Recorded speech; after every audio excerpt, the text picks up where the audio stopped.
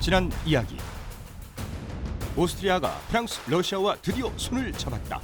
앙숙 프로이센과의 대결 초읽기, 유럽은 또다시 포화 속으로 빠져드는데 군대와 재정을 복구하려면 시간이 필요하잖아요. 네. 8년밖에 없었잖아요. 그쵸.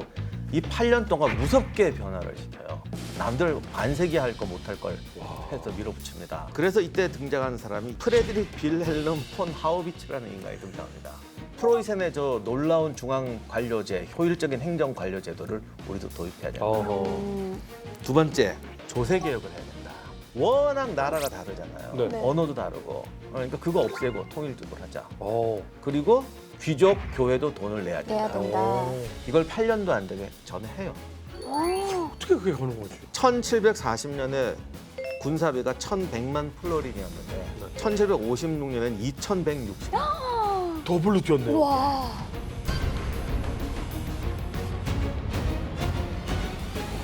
그런데 이 프란츠가 정말 잘하는 게 하나 있어요.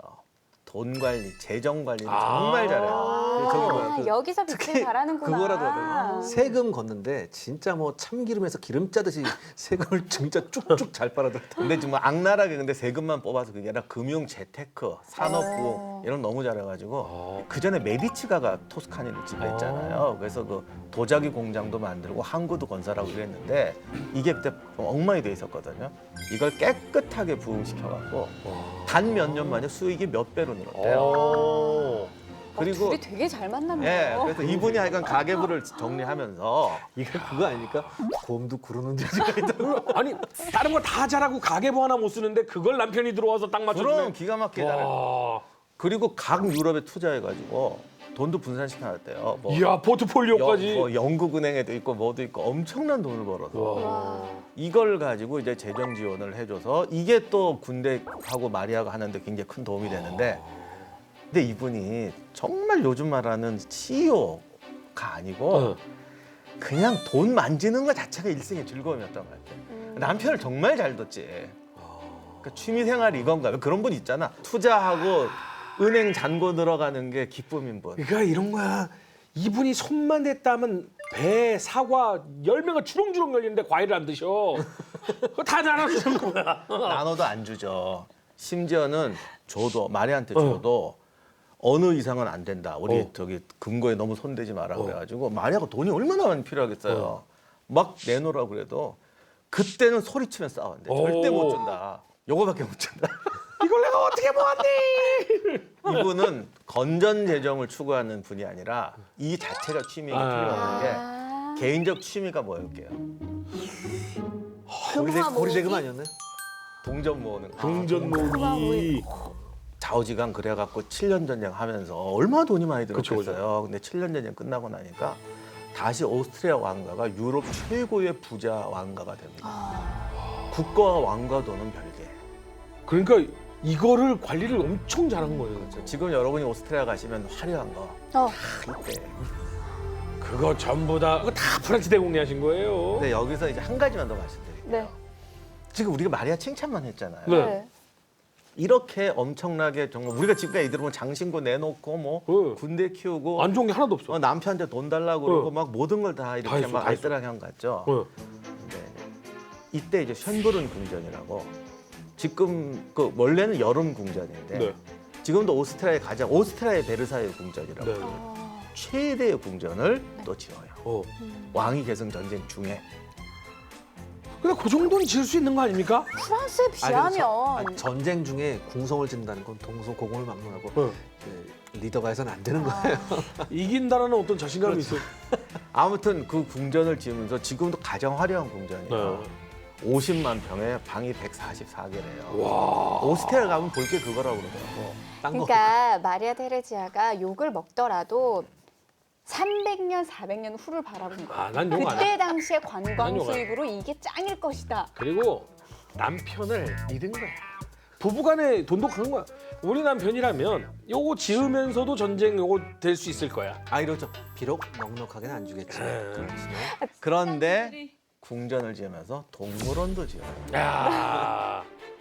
그리고 전 세계 동물원 갖다 수집해서 갖다 왔어요. 이야. 그게 빈 동물원인데 오. 지금도 쇤브른 궁전 옆에 빈 동물이 지금도 있어서 세계에서 가장 오래된 동물원이라는 평가를 받는데요. 진짜 가장 오래된 건지 모르겠지만 네. 하여간 규모가 엄청나대요. 근데 이게 웃기는 게 청나라가 나중에 망할 때 그 제일 욕 많이 먹는 여자분이 서태후거든요. 중국 네, 맞아요, 서태후. 맞아요. 그 양문동 한다고 이렇게 돈 모아가지고 해군 예산 돌려서 지은 게 이화원이에요. 네. 그래서 이화원 가면 지금도 욕을 그렇게 해요. 이거 맘타기 얼면 나라가 망한다 막 이런 소리 막 하면서 최고의 악녀가 돼 있잖아요. 청나라 망한 원인. 그 이화원이 29만 평, 오. 궁전이 7만 평, 쇤브른이 50만 평. 오. 내가 계속 사진으로 못 가봤으니까 사진으로 봤는데 쇤브른이 건축비가 더 많이 들어요. 네, 여기는 지금 아주 그냥 어와둥둥. 아니 근데 뭐. 테레지아 정도 되면 마리아 테레지아 정도 되면 그 정도는 용서해 줘야 되지 뭐 않나요? 아무튼 굳이 따지면 이건 해군 예산 빼돌린 거고 이거는 그냥 뭐어디 돈 썼는지 모르겠는데 했더니까 덜어. 남편이 돈 잘 굴린 거잖아요. 어쨌든 근데 정말 발상이 다른 것 같아요. 발상이. 그러네요. 또 그럴지도 몰라요. 시청자 의견에서 왜 오스트리아 편에 서서 이렇게 바라보냐, 칭찬하냐, 나요? 사심이 들어간 거 아니냐. 그냥 오스트리아 편 아닙니다. 마리아 테레지아.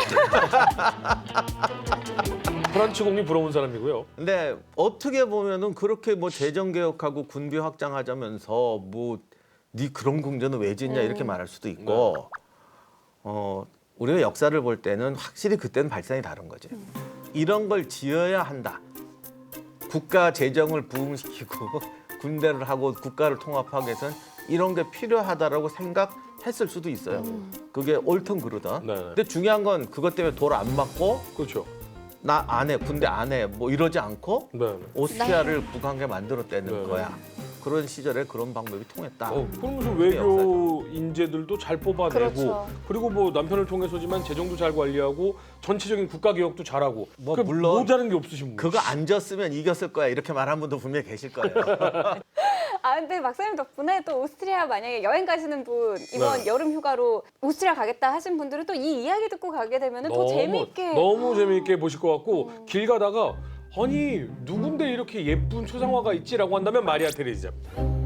자 전투 얘기 다시 한번 해보겠습니다.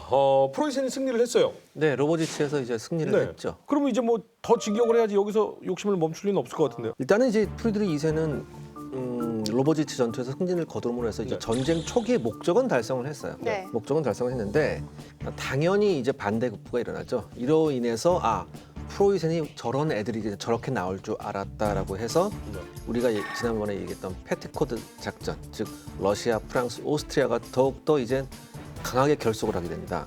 러시아는 강하게 결정 안 해줬으면 좋겠는데. 더군다나 이제 먼저 프리드리히한테 한번 얻어맞았기 때문에 이제는 우리가 방어 동맹이 아니라 이젠 전면적인 공세적인 동맹을 그렇죠. 가자 뭐 이런 식으로 얘기를 했고요. 이뿐만 아니라 프로이센 주변에 있던 대부분의 이제 제후국 영방국들이 반 프로이센을 외칩니다. 왜냐하면 작전에서 좀 프리드리가 좀 너무했잖아요. 막 지가 나서서 직접 해보고. 몽둥이 찜질하고 뭐예요. 예. 거기다가 사실 충격적인 사건이 또 하나 있었죠. 그 아우구스트 3세는 튀었는데 네. 그거 항상 남자는 튀고 부인은 지키는지 몰라.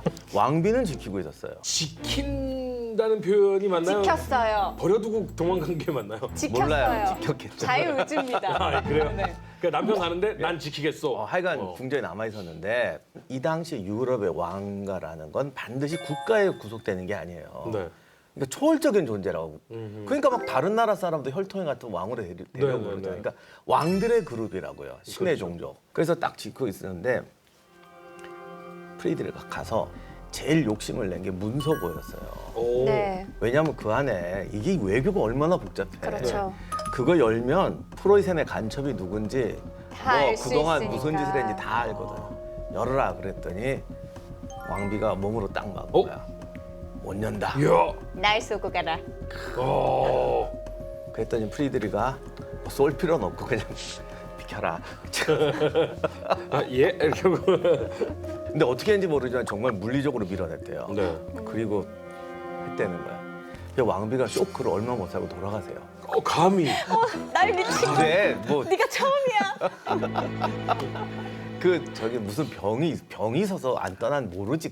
그 당시 의학 수준을 모르니까요. 그런데 소문 나기는 저건 왕비를 물리적으로 밀쳤다. 쉽게 말해서 험한 꼴을 당한 건 그러니까요. 맞아요. 맞지.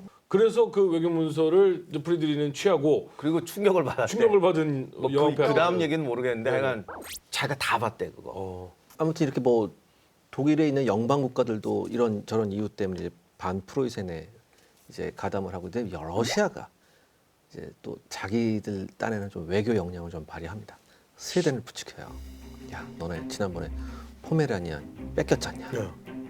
아, 열 안 받아? 그러니까 열이야 받지. 근데 우리가 지금 힘이 없으니까 야, 얘기 다 됐어. 내가 지금 들어가고 뭐 너만 들어오면 돼. 넌 그냥 걸어서 들어가면 돼. 뭐 총 쏠 필요도 없어.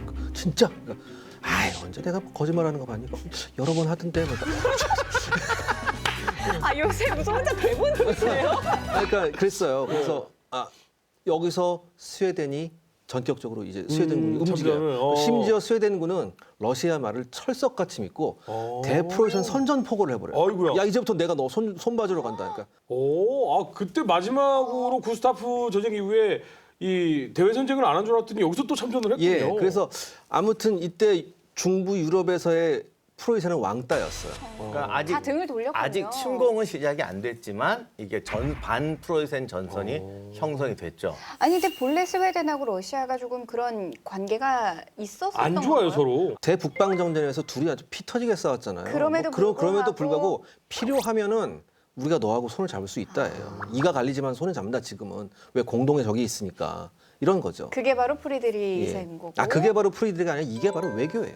이게 이 당시 중부 유럽의 외교예요. 가장 중요한 것은 미운 사람 안 미운 사람 미운 국가 안 미운 국가가 중요한 게 아니라 우리에게 도움이 되는 게 어떤 결정이냐가 중요하다는 거죠. 그리고 재미난 건 얘들도 감정적으로는 싫어해. 스웨덴이나 러시아 같은 경우는 서로 부르는 대단히 모욕적인 말이 있어요. 뭐 러시아 돼지 이런 얘기도 있고 그 다음에 러시아 사람들은 스웨덴 사람 부를 때 저 빨간 머리 밀가루 포대라고 불러요. 이게 무슨 뜻이냐면 하얀 얼굴에 빨간 네, 머리. 그러니까 그런 뜻이에요. 그러니까 이거 듣는 입장에서 얼마나 모욕적이겠어요. 자어간 감정 뭐 역사적으로 노래도 있어요. 서로 씹은 노래. 아, 그래요? 수백 뭐 이런 거. 아니 그러니까 유럽 나라는 다 그래. 그러니까 사람들한테 감정까지 바꾸라라고 얘기하지 않아. 그러나 감정은 감정이고 필요에 현실은 의해서는. 현실이다. 현실에서는 얼마든지 손잡을 수 있다. 이런 식으로 가지. 근데 그러면 이제 전 유럽 국가가 약간 모두에게 프로이센으로 등을 돌리고 하나가 되면서 어떻게 보면 오스트리아군에게는 힘이 생긴 거 아닐까요? 아무튼 여기서 프리드리가 자신이 만만한 건 맞아요. 이런 상황에도 불구하고 대단히 자신만만했어요. 왜냐하면 프리드리는 이걸 예상을 하고 있었거든요. 그래서 내선 작전을 하기 위해서는 반드시 작센이 필요하다고 해서 지금 작센을 먹은 거예요.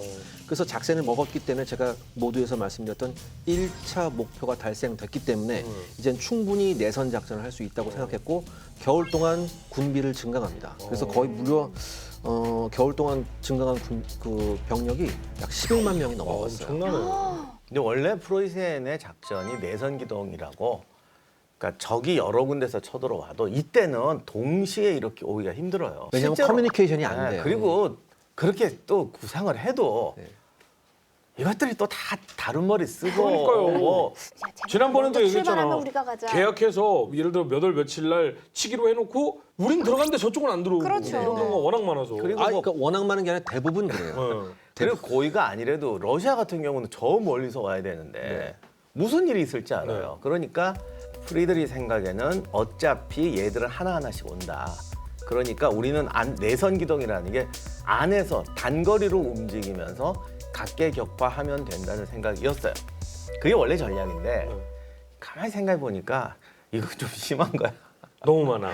너무 많잖아. 사실 동시에 안 와도 두 놈만 동시에 와도 골치 아파요. 그럼요. 그래서 이제 생각이 바뀐 거예요. 야, 이게 아무리 내선 기동이라고 그래도 올 때까지 기다렸다간 이거 잘못하면 큰일 나겠다. 그러면 가장 결정적인 애를 치자. 그래서 오스트리아를 치자로 바뀌어요. 저 때 당시에 오스트리아 입장에서 가장 중요한 데 이제 또 프라하가 되죠. 예. 사실 딴 데 칠 수도 없어. 뭐 러시아로 치고 갈 거야. 파리로 칠 거야. 그러니까 옆에 있는 게 제일 사실 만만하지. 프라하 사람들도 우리가 30년 전쟁부터 생각해 보면 맨날 의도 터지고 살았는데 맞아. 또 그렇게 되는 거예요. 그러니까 저는 사실 이거 요번에 하면서 야 여기에 주민들이 남아 있을까 이 생각을 했거든요. 근데 당시 저 때에 중부 유럽에서 세 손가락 안에 들어가는 인구 밀집도를 자랑했대요. 저 프라하. 프라하가요? 예. 근데 지도만 봐도요.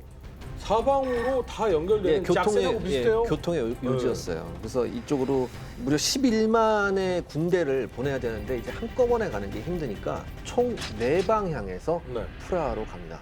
사실 이게 장점도 있고 단점도 있어요.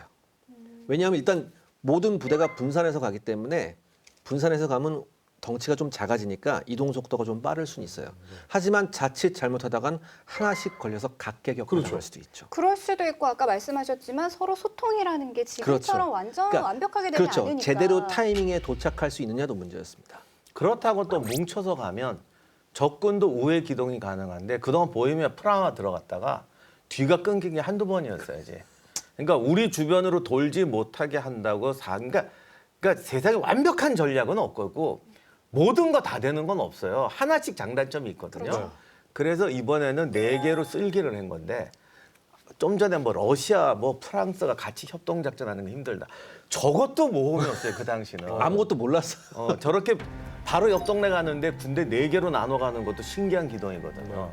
그만큼 이런 게 군대의 분산 기동이 이렇게 힘든 거다. 그러니까 이때 당시 프리드리히는 리스크가 크냐 메리트가 크냐를 생각해봤을 때 메리트가 크다고 생각해서 이걸 했었고 이게 먹힙니다. 저 4부대가 전부 다 방어선을 뚫고 프라하 쪽으로 집결을 해요. 오, 그럼 이 4부대가 한 부대는 프리드리 주로 움직일 테고 나머지 3부대는 누가 좀 우리 데스하우에 왜 레오폴드 있었죠? 네. 레오폴드 아들이에요. 레오폴드 아들. 그다음에 그 프로이센에서 대단히 유능한 장군으로 알려져 있는 슈베른하고 베버른. 슈베르는 뭐 그 전 전투에서도 맞죠. 네, 네. 그래서 기병을 이끌고 오는데 이게 이제 그럼 이제 오스트리아가 큰일 났죠. 네. 보니까 야, 그 사방에서 온대라는 생각을 해서 야, 그럼 우리도 빨리 이제 프라하를 구원해야겠다라고 네. 해서 이제 병력을 보냅니다. 또 이제 로트링겐 공작이 나와요. 그러니까 사실 로트링겐 공작 우리가 지난번에 봐서 알겠지만 부대를 구성해서 신속하게 이동하는 데는 대단히 유능한 장군입니다. 이 사람은 정말 빨리 가서 쉬잖아요. 이분의 특징이잖아요. 빨리 알겠습니다. 도착했습니다. 아, 좀 쉬자. 쉬어요? 적군이 앞에 있는데 쉬어요? 아, 빨리 왔죠. 아이, 그래도 이 로트링겐이 무려 6만의 군대를 이끌고 네. 프라하 쪽으로 접근을 해요. 네. 그래도 병력이 프로이센군에 비해 열세였기 때문에 네. 이제 나온 백작이 이제 구원 지원 병력을 이끌고 오고 있었는데 아직 도착하기 전이었죠. 쉬셔야지. 예, 그래서 맞습니다. 올 때까지 쉬자. 이 로트링겐께서 이제 오셔서 이제 에거강이라고 있었어요. 그 에거강 건너편에서 진을 치고 이제 기다리세요. 이분은 강 근처에서 쉬시는 거 좋아하죠? 근데 이번에는 사실은 카를보다 로버지체에서 싸웠던 브라운 네. 되게 유능한 장군이잖아요. 네. 이 양반이 먼저 판단을 했어요. 적이 모이고 있는데 네. 나가서 칠 거냐 기다릴 거냐. 그래서 처음에는 브라운은 합류하기 전에 하나 각계격 파자. 나가자. 브라운 장군 말 들어야지. 지난번에 프리드리한테 이겼는데. 그땐 카를이 기다리자. 근데 이때 좀 브라운 장군이 아파요. 왜냐하면 이게 1757년 초에 이미 브라운 장군은 결핵 말기였습니다. 예. 그래서 아마 브라운 장군은 생각을 했었을 거예요. 내가 더 이상 못 버티기 전에 빨리. 결판을 지어야 되기 때문에 나가야 된다고 했는데 이제 로트링겐이 기동전을 별로 그렇게 크게 선호하지 않는 타입의 지휘관이었기 때문에 왜냐하면 오스트리아군의 장점은 방어다라는 생각이 있었어요. 그래서 이런 판단을 내렸죠. 근데 이제 아직 오스트리아군의 지원 병력이 오기 전에 그러니까 1757년 5월 6일 날 어쩔 수 없이 프리드리히에 의해서 먼저 전투가 시작이 시작이 됩니다. 되는군요. 아. 그렇지. 그걸 놔두고 볼 프리드리히가 아니지. 뭐하러 구원병 올 때까지 기다려요? 그래서 프로이센군이 오스트리아 오른쪽 측면에서 그 지도 보시면 좀 아주 넓게 지금 길게 돼 있죠. 네. 오스트리아 측면에서 이제 광폭의 행진을 했다고 하더라고요. 아주 넓게. 보통 다른 군대는 이렇게 길게 횡대로 쓰면 이렇게 그냥 오거든요. 그쵸. 네. 프로이센은 이렇게 오는데 정작 공격은 이렇게 측면으로 돌아서 저 끝에서 시작이 돼요. 저 네. 종횡대가 바뀌면서. 그래서 저기 지도도 보면 서쪽은 강이고 남쪽에 지금 고지에 빨간 오스트리아군이 포진하고 있잖아요. 그러니까 저 횡대가 그대로 밀어붙이면 그야말로 오스트리아군 십자포화에 들어가게 돼요. 그래서 슈베른이 이쪽 동쪽으로 돌자라고 제안을 해서 군대 전체는 횡일로 가는데 실제로 프로이센 군대 좌익이 이렇게 돌아서 치는 거예요. 그게 주력 공격 부대가 되는 거죠. 그러니까 이게 당시 나라 군대는 항상 횡렬로 오니까 네. 저것들이 주력이 어디 있는지를 잘 모르고 아, 그러네요. 그리고 이제 당시 프로이센 기동을 여러 번 얘기했지만 얘들은 가다가 처음부터 오른쪽으로 가는 게 아니라 가다가 상황 봐서 오늘은 오른쪽으로 치자 이게 가능한 군대예요. 물론 그 정도로 쉽지는 않지만 아무튼 저게 된다. 근데 다른 나라는 한번 이렇게 줄 포진했으면 움직이면 그냥 계획대로 간다. 그렇죠. 그래서 프로이센은 오른쪽으로 올지 왼쪽으로 올지 모른다라는 게 당시. 근데 이 프로이센군의 접근을 브라운 장군이 말 위에서 보고 있습니다. 당시 기록에 의하면 브라운 장군은 한 손에는 망원경, 한 손에는 하얀색 손수건을 들고 있었다고 기침이 하더라고요. 자꾸 나니까. 근데 이미 그 손수건이 빨갛게 물들었다 그런 기록이 있습니다. 근데 이 와중에서도 계속 기침하고 토혈을 하면서도 망원경을 보고서 프로이센군의 접근을 감지해요. 그래서 즉시 브라운이 명령을 내립니다. 척탄병 40개 중대하고 제15 기병 연대를 프로이센 정면으로 배치시킵니다. 그리고 놀랍게도 제 시간에 오스트리아군이 프로이센 군대 앞을 막습니다. 그래서 여기서 이제 전투가 시작이 되는 거죠. 네, 저기서 슈베른이 저기 동쪽으로 돌았는데 네. 지도 보시면 저기 파란색 점이 많잖아요. 네. 저희가 늪지의 진흙탕이었어요. 다 진흙탕이에요. 그래갖고 군대가 생각처럼 빨리 못 간 거예요. 그러니까 원래는 마을을 지나는 길을 가려고 했는데 이미- 마을을 지나는 길이 워낙 좁아요. 그러니까 연로는 안 되겠다. 그러니까 마을을 지나는 길을 돌아서 가니까 저 진흙탕을 통과해서 가야 된다. 이럴 수밖에 없었죠. 거기다가 포대가 늦고 포는 이때 끌고 오기 때문에 진창에 걸리면 죽음이에요. 그래서 우리가 이제 이 시대 전쟁 볼 때 자꾸 착각하는 게 뭐 이렇게 오른쪽으로 돌아오면 막으면 되지. 저기 빨간 선의 브라운이 이쪽으로 이동을 했는데 네. 그 당시에 저기 있는 군대를 이쪽으로 올려서 막는다는 게 일개소대도 아니고 절대 단시간에 안 돼요. 그러니까 프로이센군이 빠르다고 이제 뛰는 건 아니거든. 아무튼 그 이렇게 종대 횡대하면서 오는 프로이센의 속도가 저 앞에 있는 방어선이 오른쪽으로 돌리는 속도보다 빠르다는 거예요. 그런데 늪지 때문에 지체돼서 브라운이 여기를 먼저 틀어막았죠. 이렇게 되면은 오스트리아의 본 이 횡대 그 방어 진영이 쓸리지 않고 딱 막는 먼저 방어 진영이 막았죠. 되는 거죠. 예. 그렇게 되니까 프로이센이 대포도 아직 다 못 왔지. 어. 진열도 정비가 안 됐지. 오호. 그래서 이번 전투는 조금 봐볼만 할 것 같은데요. 네, 여기서 프로이센군이 공격을 하는데 평지에서야 걸어가면서 뭐 행진도 하고 사격도 하고 되는데 음악도 틀고. 띠리. 짱짱짱짱. 오늘 두 분 조증이 좀 있으신 것 같아요. 배웠잖아요 아니 지난번에. 기자님께서 직접 기자님이 저희에게 다 가르쳐준 건데. 들려주셨잖아요. 각 국가별로. 자, 국가별로 한번 해보세요. 깔아주세요. 근데 이제 진창을 건너야 되니까 보병들도 당황을 합니다. 그래서 이때 또 하나 이때 이 전투 직전에 프로이센군이 교리를 하나 살짝 바꾼 게 있어요. 일제 사격을 예전에 왜 팡팡팡팡팡팡팡팡 이런 거 했잖아요. 이제는 무조건 그냥 돌격한다 한번 착검하고 그냥 돌격한다고 했었어요. 그래서 교리가 살짝 바뀐 상태였어요. 근데 장소가 너무 안 좋았죠. 왜냐하면 평지면 돌격하는 게 먹힐 수도 있는데 그렇죠. 진창이었기 때문에 그 속도가 늦었어요. 그래서 아주 느리게 접근하는 프로이센군을 향해서 오스트리아군들이 집중 사격을 실시하게 됩니다. 야 그러면 프로이센 좌익은 이거 와르르 무너지겠는데. 그리고 심지어 이 오스트리아군의 집중 사격에 몇몇 프로이센 연대가 무너질 조짐을 보입니다.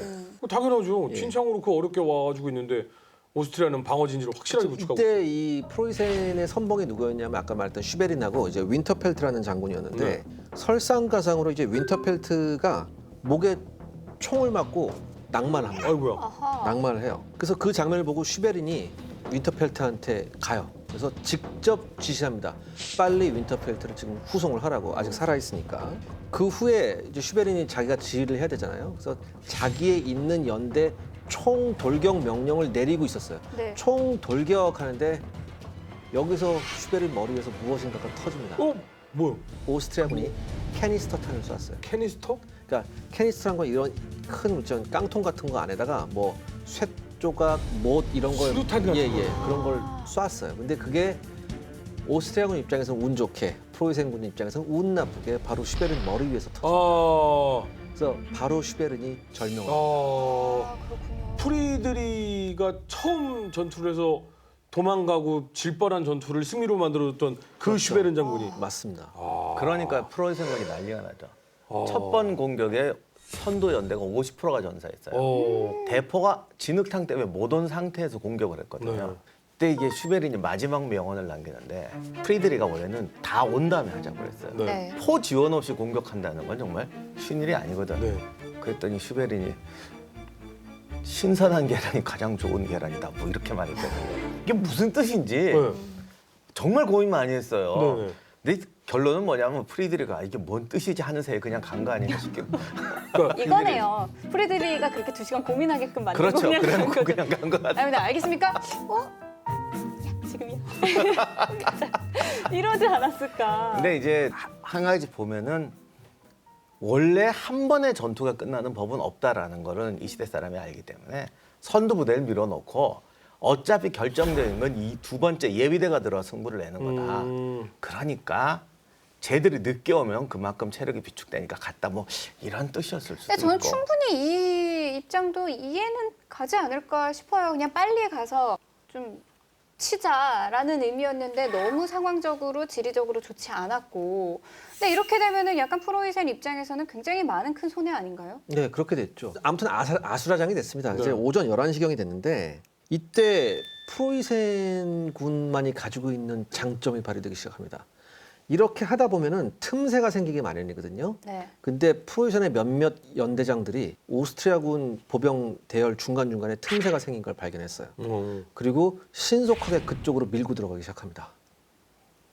이게 가능한가요? 네. 슈베른이 전사하고 프로이센 군대가 50%까지 타격을 입고 난리가 났는데 그 10시 반 바로 역전의 순간에 갑자기 브라운이 포탄에 맞아서 다리가 날아갑니다. 그리고 이제 후송은 되는데 한참 후에 전사하죠. 결핵까지 있으셨으니까. 이게 이제 결정적으로 또 난리가 나는데 그러니까 오스트리아군이 또 브라운이 전사했잖아요. 네. 프로이센군은 도망가고 과하게 흥분해서 추격하기 시작해요. 추격을 했구나. 네, 그런데 지도를 보면 저 프로이센군이 자기들이 온 방향으로 도망가지 않고 네. 남동쪽으로 밀려 내려갑니다. 아, 남동쪽으로 가니까 오스트리아군이 남동쪽으로 내려갈 거 아니에요. 그랬더니 부대가 남동쪽으로 쭉 내려가니까 틈이 완전히 벌어지죠. 그러네요. 거기다 칼을 또 이긴다 그러니까 신나서 지원 부대를 보냈는데 네. 이렇게 딸려 완전히 작전처럼 돼버린 거예요. 네.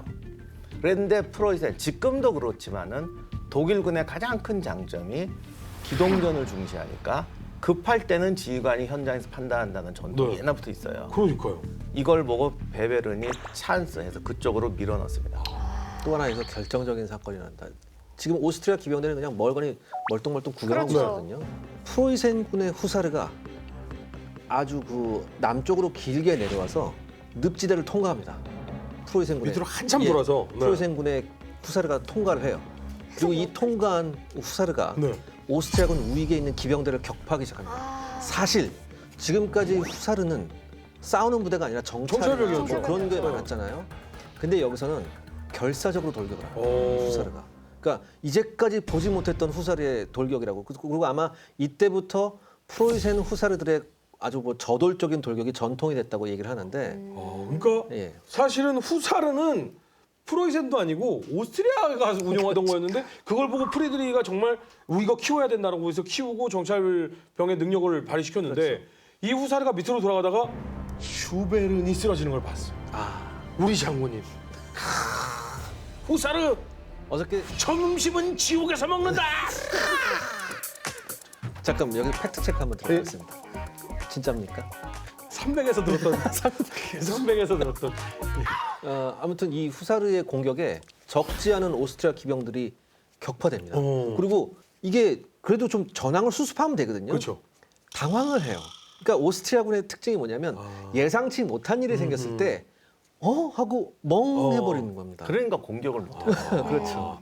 그럼 오스트리아 기병 거의 움직이지도 않고 있다가 당한 거네요. 그래서 오스트리아 기병이 여기서 삽시간에 격파가 되고 그 중간에 있었던 저 프로이센군을 맡고 있었던 그 중간에 있었던 저 오스트리아군이 포위가 됩니다. 샌드위치가 돼요. 그러네요. 그러니까 동남쪽으로 흘러 내려왔고 네. 이 빈 공간을 보고 프로이센 군대가 위로 올라갔으니까 네. 완전히 샌드위치가 됐네요. 그러니까 이 부대가 완전히 삽시간에 격파가 되고 나머지 그렇다면 그 나머지 병력이 좀 지원을 좀 하고 좀 저 카운터 어택을 해야 되는데 네. 그걸 딱 보고서 이제 카를이 그럽니다. 일단 프라하로 돌아가자 우리가. 예? 프라하 성이 요새거든요. 프라하로 우리가 일단 돌아가자. 저기 쟤네 부대는 우리가 지금 구원을 해봤자 늦었어. 안 된다. 아... 그래서 나머지 병력이 신속하게 프라하로 도시 안쪽으로 후퇴를 합니다. 아 거기 또 이유가 있었던 게 프리드리가 그걸 보고 저 왼편 강 있는 데 있죠. 네. 그쪽으로 부대를 진군시켜요. 네. 프라하로 가는 길을 끊어버리려고. 아, 그럼 그러니까 테로마저도 이거라도 막히게 되니까. 빨리 가는 게 그런데 이제 낫겠다. 저기 강이 저렇게 휘어다니잖아. 네. 그래서 그거를 당시 프리드리는 꽤 빨리 구겨놓고 빨리 건넌 편인데 네. 뭐 2번인가 뭐 이상 건너야 됐대요. 그러니까 싸는 건 실패했고 카를은 이제 프라하로 탈출하는 거예요. 그리고 이때쯤 또 프리드리히의 이제 후속 부대들이 이제 모리츠 왕자도 다 오고 해요. 그러니까 로트링겐 입장에서는 더 이상 여기서 우리가 이렇게 하다가 우리가 여기서 완전히 부대를 말아먹을 수 있다는 생각을 했죠. 나머지 부대가 왔으면 프로이센의 군대는 오스트리아의 거의 2배 가까이 되는 거니까. 자, 근데 여기서 이제 그 철수를 결정하고 오스트리아군이 철수를 하는데 아까 신나게 이었던 그 프로이센의 후사르가 후사르가 이걸 추격을 합니다. 가만 못 두지. 예, 추격을 합니다. 슈베른 장군의 결사적으로 추격을 어. 하는데 칼을 밑에 있었던 기병 예비대가 있었어요. 네. 이 기병 예비대가 같이 맞서. 기병 예비대 연대장이 있습니다. 내가 퇴로를 막을 테니까 빨리 가라. 가십시오. 야. 그리고 마지막 뭐 편지라고 하더라고요. 그거 뭐 이미 다 써놨다고 하더라고요.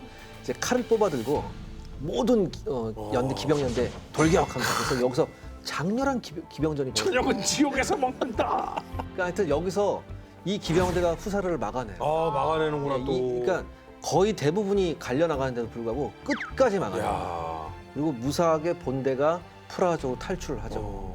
아무튼 전투는 프로이센의 승리로 끝납니다. 전투의 결과 이제 오스트리아군은 비록 전투에서 패배했지만 주력군이 비교적 온전한 채 프라하로 철수할 수 있었고요. 그리고 오히려 승리했던 프로이센군이 더 피해가 컸습니다. 슈베른부터 시작해서 장군들도 많이 쓰러지고. 오스트리아군은 12,000명의 병력을 잃고 4,500명이 포로로 잡혔거든요. 그에 반해서 프로이센군의 사상자는 14,000이 넘어갑니다. 사망자는 더 많았구나. 네. 와, 근데 근데 또 전투 당일에 재밌는 게 지금 우리 전투 상황 계속 얘기했는데 네. 프리드리 얘기 별로 안 나왔잖아요. 뭐 프리드리. 슈베르닌 당일날 프리드리가 장염에 걸려가지고 화장실에만 예, 있었나요? 장염에 걸리셔가지고 현장 지휘를 못 하셨어요. 근데 나중에 전투가 끝나고 나서 승리했는데 어떻게 됐느냐? 피해 상황이 이렇게 됐다. 그러니까 프리드리히가 죽은 슈베른을 비평합니다. 아 여기서 거기서 왜 그렇게 했대? 그러니까 자기도 죽지 이런 식으로 얘기를 해요. 그 이 비평은 당시에 신문 사설에도 실렸는데 언론에서 의외로 언론에서 왕인데 왕이 비평한 거에 대해서 뭐라고는 안 되잖아요. 왕인데도 불구하고 그는 냉혈한이었다 이렇게 사설에 나옵니다. 아니 그러니까 사실 프리드리가 그 햇병아리였을 때 다진 전쟁, 뭐 질 뻔한 전쟁을 슈베른이 또 도와줬고 목숨을 바쳐서 계속 지켜온 훌륭한 장군이었는데. 그렇죠, 그렇죠. 근데 프리드리는 냉한 건 맞는데 어쨌든 차가운 이성이죠. 그래서 아무튼 프리드리는 일단 여러 나라와 과한 사실 무례한 싸움을 하고 있기 때문에 그리고 중요한 결정들 자기가 내리는 스타일이고 참모진도 있고 하는데 그건 이제 각자 역할 분담이고 결정을 내릴 때는 자기가 하는 스타일이에요. 네. 심지어 이번 프라하 공격의 목적이 뭡니까? 말 안 해주면 몰라요. 그러니까 슈베른 같은 사람도 이렇게 한다니까 간만 잡는 거 가나보다. 그런데 전쟁에는 항상 궁극적인 목적이 있어야 되잖아. 네. 뭐 프라하를 털어서 보헤미아를 받는 겁니까? 이거 끝나고 저기 오스트리아한테 평화 협상을 거는 겁니까? 이런 전략적 목표를 얘기를 안 해줘요. 그러니까 본인은 항상 그 오버된 상태에 있는 거지. 그러니까 이런 일이 딱 벌어지면 프리드리 입장에서는 슬퍼하고 이런 거는 사적인 일이고 항상 공적으로 이건 실수였어, 이건 잘못이었어. 그런데 프리드리가 남한테 책임을 늘 전가하느냐? 물론 인간인 이상 이건 내 잘못 아니다라고 하는 경우도 있는데 네. 또 뒤에 자기가 직접 책 쓴 것도 보면 잘못한 건 잘못했다 인정해요. 물론 뭐 지나서 인정하는 거 현장에서는 조금 이러긴 하는데 그런 건 있어요. 그러니까 항상 나는 이 순간에 가장 냉정해야 돼라는 과부하를 안고 사는 사람이에요. 맞습니다. 이 전투가 끝난 다음에 보통 전투가 끝난 다음에 전투 평가 보고서는 밑에 사람들이 써서 위로 올려야 되잖아요. 프리드는 안 그랬어요. 자기가 전투 평가서를 작성한 다음에 그걸 밑에 뿌립니다. 이거 반대 방향이에요. 예. 근데 거기서 이렇게 얘기를 합니다. 우리 프로이센군의 피해가 컸던 것은 지형에 대한 제한된 정보 때문이었다. 그렇죠. 따라서 우리는 앞으로의 전투에서 충분한 정찰과 행동의 속도의 균형을 맞추는 것을 중요시해야 된다. 이런 얘기를 합니다. 그러니까 항상 교훈을 뽑아내려고 하거든요. 근데 그게 부하들 입장에서 보면 비난하는 것처럼 들리는 그럴 수 수 있어요. 있죠. 예를 들어 방금 말했던 슈베린 직접 정찰했거든 그거. 너 탓이잖아. 프리들은 이렇게 말하는 게 아니라 왜 직접 정찰을 했는데 정찰을 제대로 안 됐다 이런 지형에서 그래서 우리가 이런 과한 실패를 했다 이렇게 말하는 거지. 프리드리는 교훈이라고 말하는데 듣는 사람은 비난으로 그렇죠. 들리지. 그리고 여기 뭐 조그만 에피소드 하나 있었습니다. 프리드리 동생 하인리 왕자도 네. 참가를 해요. 네. 근데 나름 용감한 연대장이었다고 하더라고요. 근데 이 양반이 이제 아까 이제 강하고 이제 뭐 진흙탕 건널 때 사실 그 진흙탕이고 강 있고 하면 뛰어들기 좀 멈칫하잖아요. 그죠, 그죠. 부하들이 멈칫하니까 바보 같은 놈들 날 보란 말이야 하고 탁 뛰어듭니다. 익사할 뻔합니다. 진짜. 웅덩이 빠져서 막 이래요. 그래서 그 병사들이 총을 뻗어서 그걸 건졌어요. 그래서 그러니까 모든 옷이 진흙탕이 돼서 움직일 수가 없었거든요. 그런데도 불구하고 처음에 창피하잖아요. 그렇지만 야, 나 이제 못하겠어 이게 아니라 우리가 조금 더 저 수심이 낮은 곳으로 가서 우리가 다시 건넌다. 그래서 진흙 범벅이 되는 옷을 입고도 끝까지 끌고 갔다고 하더라고요. 그때 보통 이제 우리나라 그 어머님들이 그거를 보면 이제 그러죠. 쟤는 혼자 전쟁했냐? 무얼 보라는 건지. 아니 근데 그러면 이렇게 됨으로써 프로이센이 프라하를 차지하게 되는 건가요? 아니 이제 지금 프라하에 요새까지 밀려난 거긴 했지만 네. 프라하를 먹진 않는 거잖아요. 그렇죠. 정확하십니다. 아, 지금 허순주 씨께서 말씀하신 대로 프라하가 의외로 단단한 요새입니다. 그러니까 야 여기서 우리가 공성전을 해? 아 공성전 못해. 공성전은 포기해버려요. 오. 대신 프리드리는 믿는 게 있었죠. 뭐냐면은 이미 내부에 4만이 그러니까 여기서 도망친 게 4만 정도 되거든요. 네. 4만이 넘는 병력과 7만이 넘는 시민이 있다. 어차피 굶어 죽는다. 아 식량이. 어차피 굶어 죽는다. 어허. 그래서 우리는 여기서 기다리고만 있으면 된다라고 생각을 했죠. 아, 식량 차단을 했구나. 그렇죠. 그래서 이제 공성전이 아닌 포위전으로 가는데 네. 한 달을 기다렸어요. 꽤 오래 버티네요. 그래서 정보가 또 있잖아. 다 스파이가 많으니까 정보가 왔는데 아직 2달치 식량이 남았대요. 야. 아니 군대 4만에 시민 7만 당시로 엄청 큰 그렇죠. 도시인데 그러니까 프라하가 잘 사는 동네인데 예, 그리고 이런 말이 있더라고. 그 프리드리가 가장 결정적으로 실망한 부분이 뭐냐면 그 스파이가 보낸 보고서 중에서 아직 프라하 시민들이 말을 잡아먹지 않고 있습니다라는 부분. 그러니까 식량이 급하지 않은 그러니까, 거지. 이거 내 생각하고 틀리네. 이렇게 된 거예요. 그래서 그리고 이때 당시가 5월이잖아요. 그래서 또 프라하의 봄을 재현을 해요. 네. 그러면 방법 없다. 그래서 중포들 쫙 갖다 놓고 시내 포격을 하고. 아. 근데 이게 전쟁에는 늘 쓰는 실수인데 그러면 항복할 것 같죠. 네. 더 하네요. 더 이제 분노가 쌓이기 시작하죠. 그래서 막 때렸더니 사기가 떨어지거나 뭐 아니면 식량 창고가 불타거나 이래야 되는데 프로이센군 포탄이 먼저 떨어져요. 아이고야. 그리고 바로 이 타이밍에 오스트리아군 지원병이 도착합니다. 야 이제 왔구나. 되게 오래 걸렸네요. 아 어쩔 수 없어요. 왜냐하면 다음 백작도 상당한 병력을 이끌고 있었어요. 4만이 넘는 병력이었다고 하거든요. 더군다나 오는 중에 탈출했던 16,000의 오스트리아군이 다시 여기 합류를 해요. 그래서 거의 한 6만 정도를 요. 구성해서 오는 거기 때문에 그렇게 시간이 빨리 올 수는 요. 없었어요. 로트링겐의 카를은 그래도 행군 전문이지만 네. 네. 이분은 교육 담당이잖아요. 어. 교육하고 훈련하는데 정말 일가견이 있어요. 어. 근데 뒤에 있는 부대가 뭐였겠어? 뻔하지. 그래서 계속 훈련시키고 급조한 부대들. 예, 어. 그러니까 징집한 부대니까 네네. 훈련시키고 또 중간에 16,000명이나 받았잖아요. 네. 그래서 다운은 이후에 전쟁사도 나오지만 항상 보면 저게 애들 교육시키고 있어. 한 달 동안 교육하면서 온 거군요. 예, 그래서 처음엔 빨리 안 나가고 교육하고 있으니까 마리아 테레즈가 나가라고 막 그럽니다. 네. 그래도 머뭇머뭇하잖아요. 네. 다운은 신중한 사람이라 실패하는 게임을 안 하려는 스타일이에요. 완벽주의자군요. 예, 그랬더니 마리아 테레지가 유명한 말을 하죠. 패전해도 너에게 책임을 묻지 않겠다. 오. 모든 책임은 내가 진다. 어. 나가라. 그래서 나갑니다. 근데 불과 앞에 있던 프라하 전투가 끝난 지 한 달 정도밖에 안 됐을 그렇죠. 때 도착을 한 거예요. 그러니까 네. 대규모 전투가 연달아서 2번 펼쳐지는 겁니다. 이렇게 네. 되면. 아무튼 이 다운백작은 6만으로 추산되는 병력을 이끌고 프라하 동쪽 55km에 위치한 콜린 근처에 언덕 위에 이제 자리를 잡습니다. 아, 그러면 프리드리 입장에서는 이제 완전히 이거 사면초가인데요? 사면초가가 맞는 게 뭐냐면 모든 병력을 이끌고 이동할 수는 없어요. 그렇죠. 왜냐하면 모든 병력을 이끌고 이동하면 프라하에서 성문을 열고 나올 수 있지. 얘네들이 네. 나와서 자기 뒤를 배후를 칠 수 있죠. 네. 그래서 어쩔 수 없이 2만의 병력을 2만. 남겨놓습니다. 아하. 그래서 한 3만 2천 정도 가지고 나가는데 이때 그 베베른의 2만과 프리드리의 주력 1만이 합친 건데 이것도 이제 원래 주력이 또 성에 묶인 거예요. 네. 그랬는데 베베른이 어쨌든 다운이 교육 열심히 시켰잖아요. 그래서 이게 옛날에 우리가 알던 오스트리아군이 아니다. 아니다. 근데 사실 프리드리 이미 봤잖아. 그렇죠. 2번이나 전투를 네. 경험했고 슈베른까지 전사했거든요. 그런데도 그 말을 끝까지 안 믿었대요. 가면 또 도망갈 줄 알았나? 아무튼 얘들이 여기까지밖에 더 왔겠어? 베베른이 계속 오스트리아군이 달라졌어요. 나도 알아. 달려줘, 받자지. 이러면서 가게 돼요. 그 지금 보면 수비군으로 남겨둔 2만도 성안의 병력 4만의 절반이고 그렇죠. 공격군으로 간 3만도 6만에 6만의 반밖에 안 돼요. 그러니까 이거예요. 이만을 놔둔 이유는 그죠. 너네 거기서 나오지 마라 이거예요. 나오지 마라.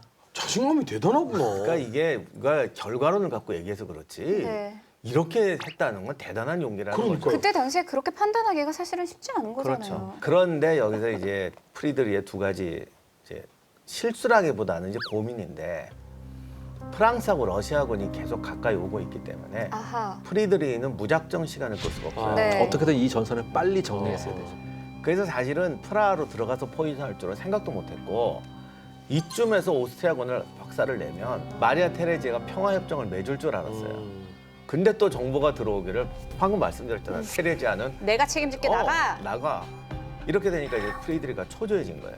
그래서 먼저 이제 베베른한테 18,000의 병력을 줘서 다운을 일단 저지시키라고 먼저 보냅니다. 그리고 다시 자신은 2만의 병력을 프라를 어떻게 포위할 것인지에 대한 배치를 끝나고 난 다음에 정작 프리드리 자신한테 남은 병력은 뭐 만도 채 안 됐다고 하더라고요. 요걸 이제 끌고 가는 거예요. 그리고 여기서 초조하니까 그러면 얘까지 경멸하면 그러면 오스트리아가 평화협정을 맺겠지.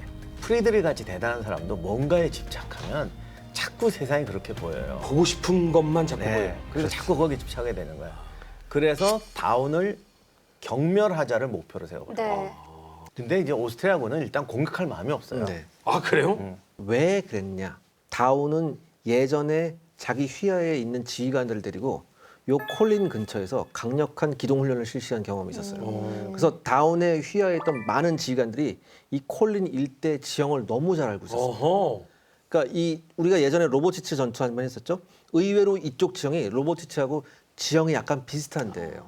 그리고 여기서 지형을 되게 잘 알고 있었기 때문에 먼저 프로이센군이 우리가 있는 곳으로 마련한 오게끔. 덫에 걸리길 바랬던 거죠. 게다가 이제는 프로이센의 작전이 노출이 돼가지고 뻔하잖아. 오는 척하다 측면으로 깬다. 네. 다 알아요. 그래서 측면 쪽에 공격하기 힘든 지형을 둬요. 그리고 중앙을 두텁게 한 작전이거든요. 그러니까 오른쪽에 마을이 하나 있어요. 네. 네. 그리고 그쪽에 작은 언덕이 있습니다. 그러니까 그쪽 우익 측면은 언덕이다. 왼쪽은 늪지다. 그러면 얘들이 측면 기동을 해도 굉장히 힘들다. 네. 그리고 이제 버티고 있었는데 프로이센은 또 하던 대로 쫙 오다가 쏙. 돌지.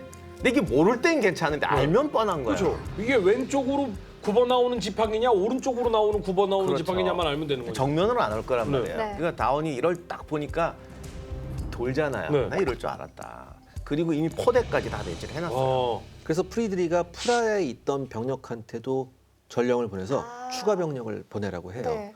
그리고 프리드리 입장에서는 다행스럽게 양쪽에서 병력이 합류를 합니다. 이때 당시 프로이센군의 보병 19,500, 기병 15,000, 그다음에 98문의 대포가 있었습니다. 반면에 이제 오스트리아군은 보병이 35,000이었는데 이 중 10,000명이 그랜저 부대였습니다. 아하. 예. 그다음에 기병 18,000, 그다음에 대포가 무려 154문이 있었습니다. 그러니까 확실히 병력으로는 네. 압도야, 압도. 오스트리아군은 네, 압도하고 있네요. 그래서 이제 그 다운 백작은 아까 교수님께서 말씀하셨던 대로 그 약간 낮은 언덕 같은데 쭉 구릉에 이제 배치가 됐었고요. 근데 이 곳이 중요한 이유가 뭐냐면 여기서는 프로이센군이 오는 게 한눈에 보여요. 그래서 이제 여기서 이제 기다리고 있는 거죠. 그러니까 6월 17일에서 18일로 넘어가는 밤에 야간에 이때는 야간 전투하기 힘들었을 텐데 항상 프로이센군은 이제 꼭두 새벽에 이렇게 이동을 해요. 왜냐하면 어두울 때 움직여야 예. 저기 포진을 모르거든. 그리고 이제 프로이센의 작전이 기동인데 이게 뛰는 기동이 아니거든요. 그러니까 항상 어두울 때 적에 최대한 근접시켜요. 그래서 막 움직여서 갑자기 오른쪽 왼쪽으로 돌면 상대방 부대가 이게 몸만 간다고 되는 게 아니라 대포 끌고 가야 되고 그럼요. 부대가 정렬해서 가야 되니까 못 따라오게 하는 거죠. 그러니까 이게 어떻게 보면 프로이센은 외선에서 움직이고 오스트리아군은 내선에서 움직이는데 오히려 프로이센이 더 빨라야 힘든 거죠. 돼요. 그러니까 아무리 그래도 그게 힘드니까 가능하면 새벽이나 어두울 때 기동해서 적의 최근접 지점까지 간다. 이때 프리드리도 생각을 한 겁니다. 언덕에 있으면 분명히 우리가 불리하잖아요. 그렇죠. 그러니까 옆으로 우측으로 기동해서 거기서 이제 얘네들 평야 지역으로 다 내보낸 다음에 붙으면 우리가 승산이 있다고 생각했어요. 그래서 오스트리아군은 우측으로 딱 가고 있는데 이 다운이 이걸 모든 걸 다 알고 있는 거예요. 프로이센군이 이쪽으로 와서 우리를 몰아낼 걸 알고 오스트리아군은 우익 쪽을 완전히 두껍게 보강해 놓은 상태였습니다. 아무튼 이렇게 되니까 접근하던 프로이센군의 공격에 실패를 하죠. 그래서 어쩔 수 없이 다시 중앙군으로 합류를 해서 어쩔 수 없이 오스트리아군 정면으로 공격할 수밖에 없었습니다. 여기까지의 상황 하기는 뭐 그 전에 워낙 많은 상황을 봐서 그렇긴 한데 네. 여기까지 보면 프로이센이 이제 지겠구나라는 생각이. 근데 여기가 지난번에 했던 로버지치하고 조금 지형이 비슷해요. 네. 앞에 가는데 이렇게 그 평야에 밀밭하고 이제 옥수수밭이에요. 그랜저가 그랜저들이 쏙쏙쏙 숨어있기 좋은. 무려 1만의 그랜저가 이 안에 숨어 있는 겁니다. 그 평화가 어마어마하게 넓었어요. 여기에 프로이센군 보병이 이제 행진을 하다가 곳곳에서 히트앤런에 걸려요. 그 행진을 해서 가면 일단 연대단이잖아요. 중대단이 연대단인데 툭 치고 도망가니까 이거를 추격을 못 하는 거예요. 그래서 뭐 무수한 피해를 입어요. 그래도 프로이센군이 그래도 아직까지는 유럽 최강의 군대였습니다. 꿋꿋하게 3시간 동안 전투를 하면서 여기를 통과를 해요. 다음 이야기. 연이은 전투로 점점 힘에 붙이는 프로이센, 이에 거세게 밀어붙이는 오스트리아. 콜린에서 이어지는 양측의 대결. 과연 승자는 누가 될 것인가? 7년 전쟁 두 번째 이야기. 여기까지는 좋았어요. 여기까지 보면 프로이센이 이겨야 돼요. 하지만 다운 대작이 이 시기를 기다리고 있었습니다. 아 이것도 또 아하, 오히려 지금 좀 내준 거군요. 작센 기병대의 돌격에 프로이센군이 막대한 피해를 입습니다. 이야 무려 프로이센군의 사망자가 13,700이 납니다.